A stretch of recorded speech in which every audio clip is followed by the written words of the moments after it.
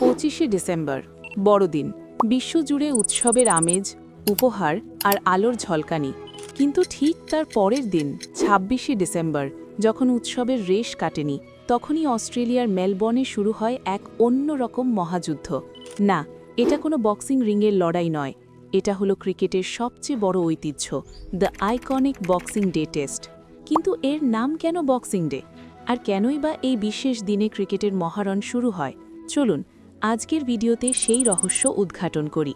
প্রথমেই একটা ভুল ধারণা ভাঙা যাক। বক্সিং ডের সাথে মারামারি বা বক্সিং খেলার কোনো সম্পর্ক নেই।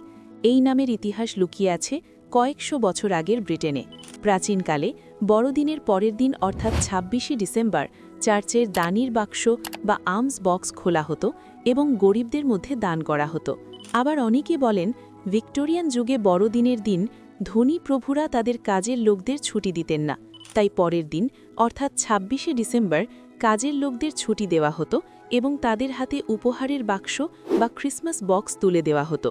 সেই বক্স দেওয়ার প্রথা থেকেই এই দিনটির নাম হয়ে যায় বক্সিং ডে। এখন প্রশ্ন হলো, এই উপহারের দিনের সাথে ক্রিকেটের সম্পর্ক কিভাবে তৈরি হলো? এর উত্তর লুকিয়ে আছে অস্ট্রেলিয়ার মেলবোর্ন ক্রিকেট গ্রাউন্ড বা ঐতিহাসিক এমসিজিতে। যদিও 1950 সালে প্রথম আনুষ্ঠানিকভাবে 26শে ডিসেম্বর টেস্ট ম্যাচ শুরু হয়েছিল, কিন্তু 1975 সাল থেকে এটি একটি নিয়মিত প্রথা হয়ে দাঁড়ায়।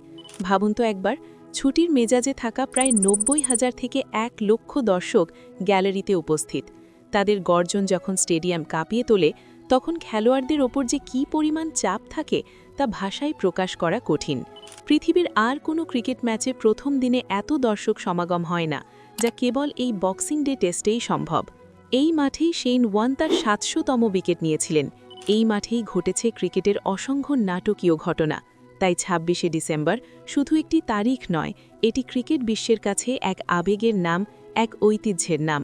এই বছরও বিশ্ব তাকিয়ে আছে মেলবোর্নের সেই সবুজ গালিচার দিকে, নতুন কোনো ইতিহাস দেখার অপেক্ষায়।